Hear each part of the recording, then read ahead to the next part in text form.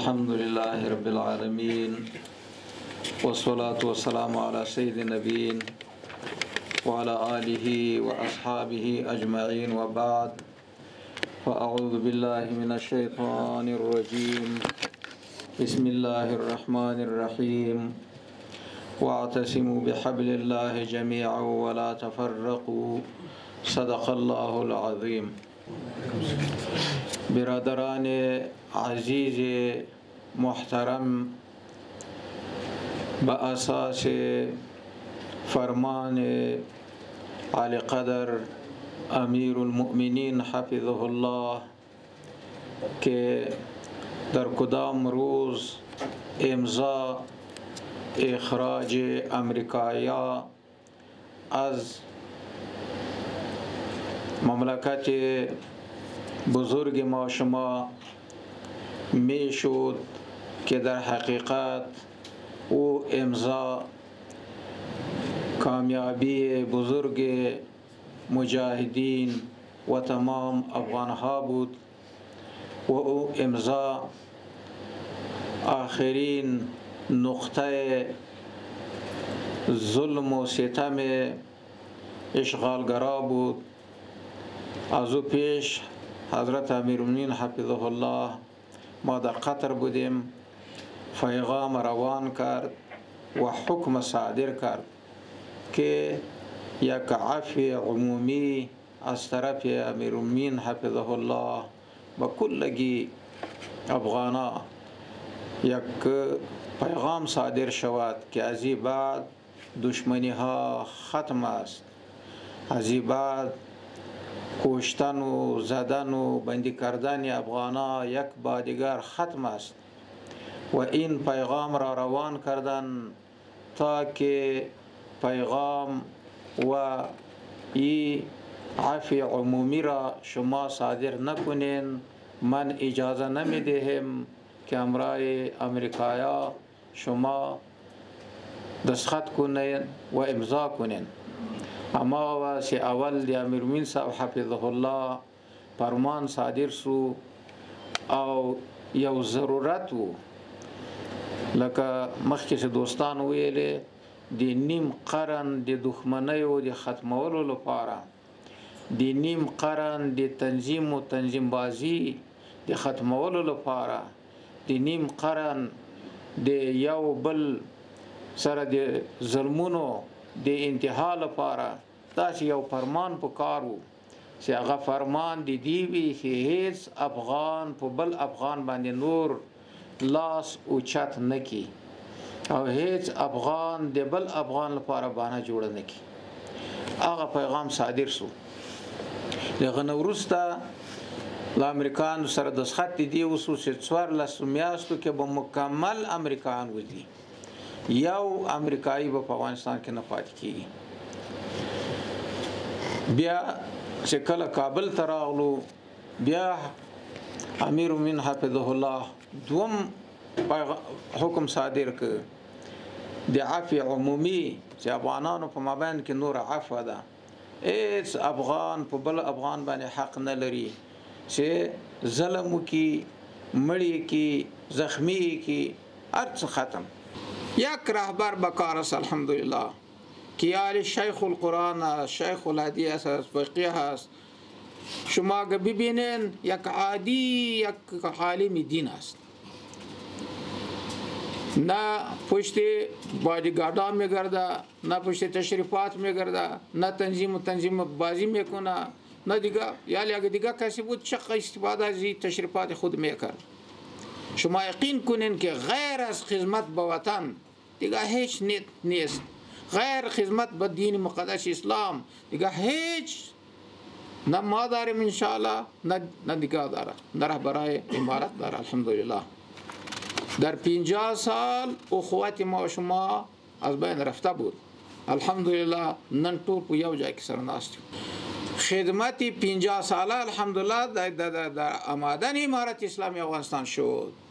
50 سال اخوت نه آمد، در یک ماه که امارت آمد الحمدلله 4 سال است که اخوت است. در 50 سال حاکمیت واحد نبود. ما شما میدیدیم در پغمان جدا حکومت بود، در دشت‌برچی جدا حکومت بود، در چهارآسیا جدا حکومت بود، در خیرخانه جدا حکومت بود. هر یکی جدا حکومت داشتن. در 50 سال یک حاکمیت تو عیدان. در هرات جدا حکومت بود، در جوزجان جدا حکومت بود، در قندهار جدا حکومت بود، در ننگرهار جدا حکومت بود. یک حکومت هم نبود. در هر ولایت تنظیم‌های مختلف. بی‌عزتی به آن اندازه رسیده بود که شما می‌بینید در این پاټک‌ها در سروبی و در دیگر جای چه حالات بود. الحمدلله یک ماله سرشتی شد. این در توان کسی نبود که شود. الحمدلله یک نصرت الهی آمد. این مردم نیک افغانستان و مجاهدی افغانستان تحت قیادت علما شروع شد کلگی فرعونه صلح امنیت. دا پرون د مرګرو ویل زو د چکر ته زو میدان ښار ته لاړو سنکلاخ یو هغه د تاسو به کتلی لاړو زنم تللته با یک جای که رسیدیم ما این مردم کی است قریا بود گویی پشتونها است از او که یک ذره تیر شد کی است این تاجیک است او که خلاص کی است این برادرای اهل تشیع ازرها است کلگی یک هیچ فرق نبود.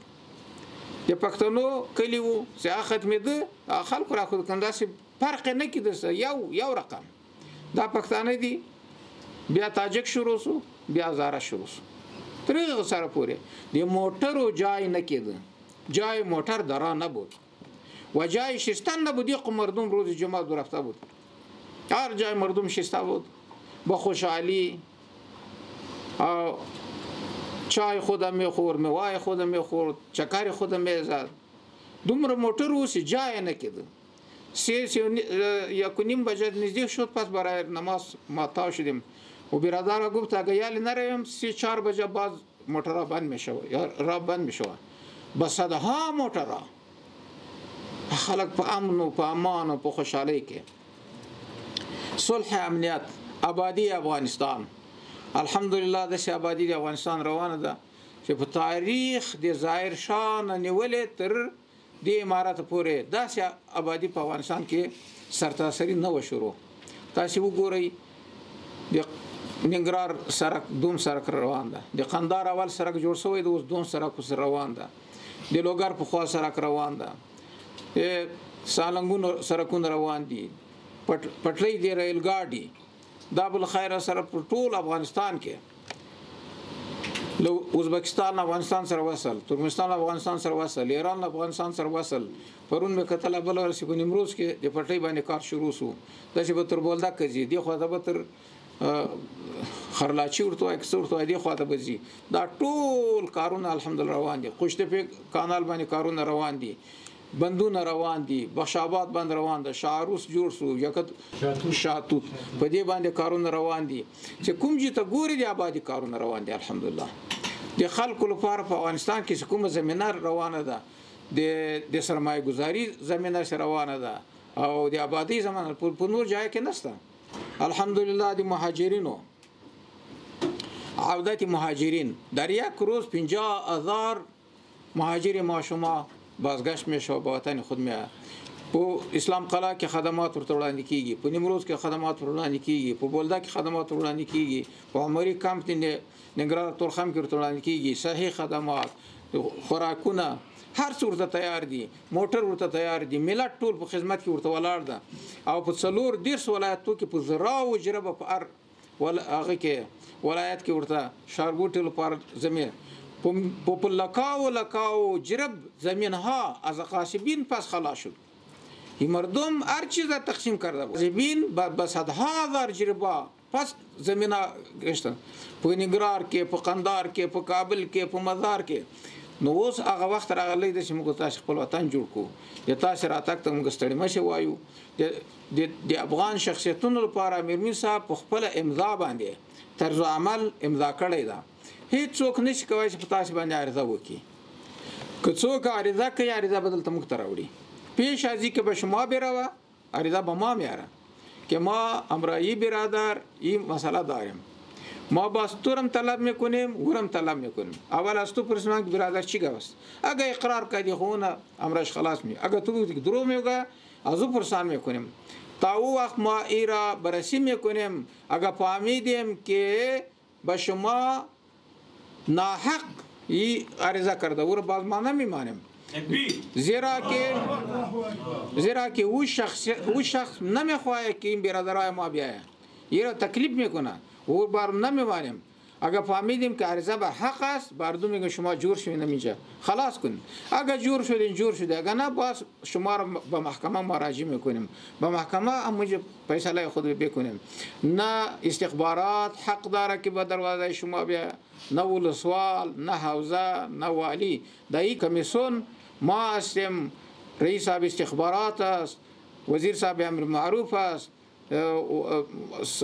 قاری صاحب لوی درستی صاحب است. کلگی مهم ارگانا در ایجا است. امیرون صاحب از این جهت آورده که کسی تکلیف میشوه یا از طرف وزارت داخله نمایندهش اینجا از خلیفه صاحب وزیر صاحب داخله برادرش در اینجا است انس حقانی صاحب. اگر از طرف وزارت داخله به شما یک تکلیف رسیده باشد، ولسوال و والی و دیگه، انس حقانی به یک مسج او را خلاص میکنه. اگر از طرف استخبارات باشد، وثیق صاحب در اینجا است. اگر از طرف امر معروف باشد، وزیر صاحب در این کمیسیون است. کلگی اگر وزارت دفاع کدام کسی به شما چیز بگوید، لوی درستی صاحب در این کمیسیون است. از این جهت امیرمین صاحب حفظه الله این کمیسیون را مقتدرترین کمیسیون و بسیار اصرار میکنه که شما با برادرای اطمینان بیتین. هیچ کس حق نداره که به شما عرضه. البته اگر شما با کسی عارض میشون، باید به محکمه عادی میروین، زیرا که تو میخواهی که سر کسی عارض شوی، تو برو بس اونجا ابتداء است، مرافعه است، تمیز است، ولسوالی است، ولایت است، تو عرضه خود کو. اگر بازم کدام مشکل با ما مراجعه، اگر با تو کسی عرضه میکنه حق نداره که تو بیا. او اگر میاد این نمیجه اینجا ان شاء الله هر چیز خلاص میشه. شما بخی به غم باشین. این وطن ما شما است. ما مهاجرت را دیدیم. 20 سال ما مهاجر بودیم. از 20 سال پیش مهاجر بودیم. اما عزت خود در دیگه وطن ما دیدیم. عزت ما شما در وطن ما شما است. این وطن مشترک ما شما است. این وطن نه از ماست، نه از تو است، نه دیگه است. کلی ما شما یک چیز هستیم. حقوق ما شما هر چیز یقین کنین که از دیگه با شما ما بسیار توجه میکنیم. زیرا که شما یک ذره در این چی هستین که کسی اینطور نکنه که با شما از این نامی که پیش کار کرده سر شما یک خدا نخواسته به جای عارض شوه یا یک شکایت کنه. بسیار توجه ما به این است که دست مردم گرفته شوه ترسو پوری سی طول رونه مطمئن نشی یا څوک چې سل کې مطمئن نشي هغه به خپل وطن نه راځي. وطن شما است، در کدام ولسوالی هستین، در کدام ولایت هستین، در مرکز هستین، در هر جای هستین، اینطور زندگی کنین مثل که یک افغان که در امارت کلان چی داره او میکنه همونطور زندگی خود را بکنین. و از این طریق مثل که وثیق صاحب گفت ما اعلان میکنیم با آن برادرها که در خارج هستند، یعنی با مهاجران بسیار مشکلات است، در ایران مشکلات است. یقین کنیم که مشکلاتی برادران ما میفهمیم که امرای اشتکای خودش فامیلای است. در ایران مشکلات است، در پاکستان مشکلات است، در تاجیکستان یعنی اعلان کرده که 16,000 مهاجر است باید بروه. او برادرای ما است که به هر نام رفته، که به هر چی رفته ما در خدمتشان هستیم. اگر میاین وطنش است، اگر نمیاد کسی به زور کسی را آورده نمیتونه. در ترکیه است. ما روزم گفتیم با استاد صاحب گفتیم که استاد صاحب یک جهادی رهبر بود، بسیار قدر در وطن داشت، بسیار مردم زیر قمانده زیر رهبری شهید شده در مقابل شورویا. یا لی رفته در اونجا شسته و برادر استاد صاحب، یه محقق صاحب، یه خلیلی صاحب یا دیگه و دیگه. شما چی میخواد؟ شما خب ما میگوید که اسلامی نظام، خب یعنی این اسلامی نظام است. اگر کدام چی داره مسئله دارن بیایم ما اینجا بگوین، بیاین با وطن خود بگوین که نمی چیز غیر اسلامی است رو غلب کنین. با ما بگوین هر چیز را شما که میبینین که غیر اسلامی است. دو اصل است از ما. اول اصل اسلام، قانون اسلام. زیرا که چی کم 50 سال به اینوی نام اسلام ما شما اینجا جهاد کردیم، شهیدات دادیم. یک اصل ما اسلام است. استاد صاحب دیگه صاحب محقق صاحب خلیل صاحب هر کسی که هستین بیاین، اگر اسلام یک چیز از اسلام مخالف باشد به ما بگوین، ما را قناعت بدین، ما تشکرشون ما را میکنیم، زیرا که ما میخواهیم که اسلام در اینجا باشه 100%، زیرا که مردم ما اسلام میخواه، این با میلیون ها شهیدای اسلام میخواه، بگوین که اینمی چیز مخالف اسلام، ما او را جور کنیم. یک دویم اصل ما امو عنعنات افغانی است و آن چیز است که افغان ها میخواه. اینمی دو اصل ما شما داریم، افغانیت اسلامیت است، این درجه اول است، او افغانیت این درجه دوم است. دیگه برادری است، دیگه امنیت است، دیگه آبادی است. مثل استاد صاحب که گفت که کدام منابع که ما داریم این در دنیای علی نیست، کدام معادن که ما داریم این در دنیای علی نیست، کدام جغرافیای مرکزی که ما شما داریم ترانزیتی این در دنیا نیست، کدام آب که ما داریم این در دیگه جای نیست، کدام هوا که داریم این دیگه جای نیست، کدام مردم غیرتی با عزت که ما داریم این در دیگه جای نیست. باید از اینمی حالات ما شما استفاده کنیم او ما شما خدمت کنیم.